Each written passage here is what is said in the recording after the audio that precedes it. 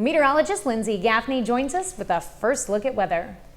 All right, so today we had an actual high of 79 degrees, beating our previously set record set back in 1961. So we saw a pretty warm day today, mostly cloudy, although we did see some sunshine.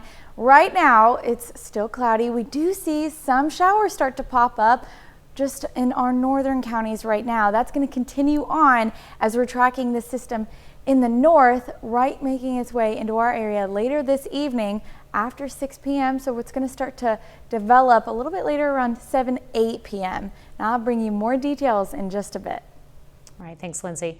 Pittsburgh Area Chamber of Commerce wants your nominations for the 2024 Small Business and Educator of the Year Awards.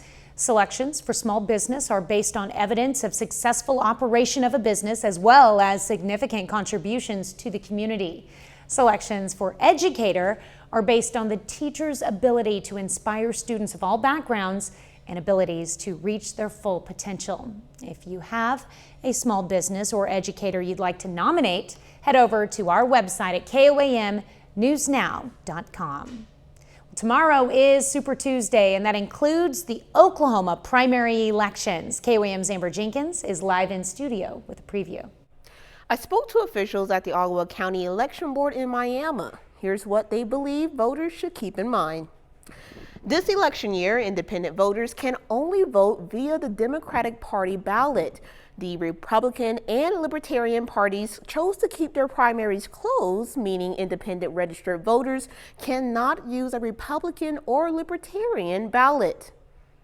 If you are an registered independent voter, then you are able to vote the Democrat ballot. The Democrat Party was the only party that allowed independents to vote their primary this time. The election officials also mentioned for voters to bring their ID and to not wear campaign gear in the polling sites. Those voting in Oklahoma primaries can do so at their 13 polling sites between 7 a.m. and 7 p.m. Tanya, back to you. Thank you, Amber.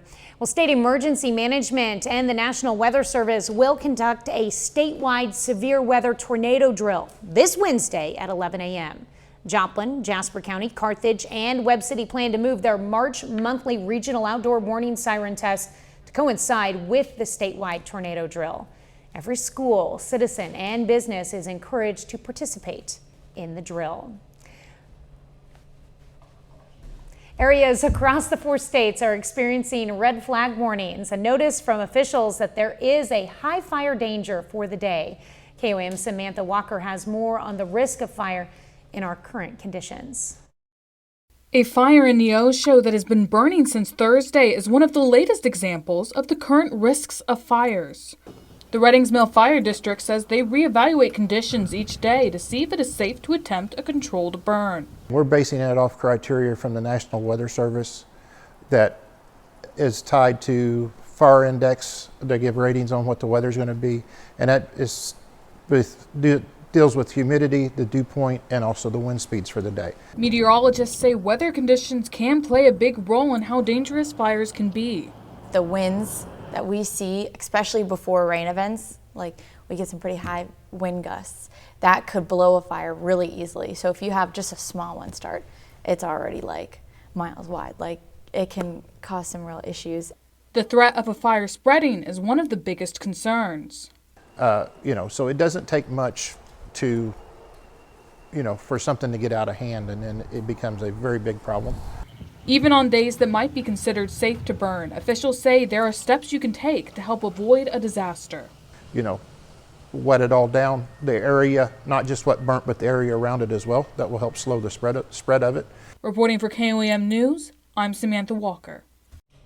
Area fire departments recommend people call them before attempting a controlled burn to see if the conditions are safe. Well, some local talent gets some big time recognition. John has details on the Webb City Cardinal named Player of the Year. That's later in sports. But first, the end of an era as demolition crews bring down a familiar landmark in Liberal, Missouri.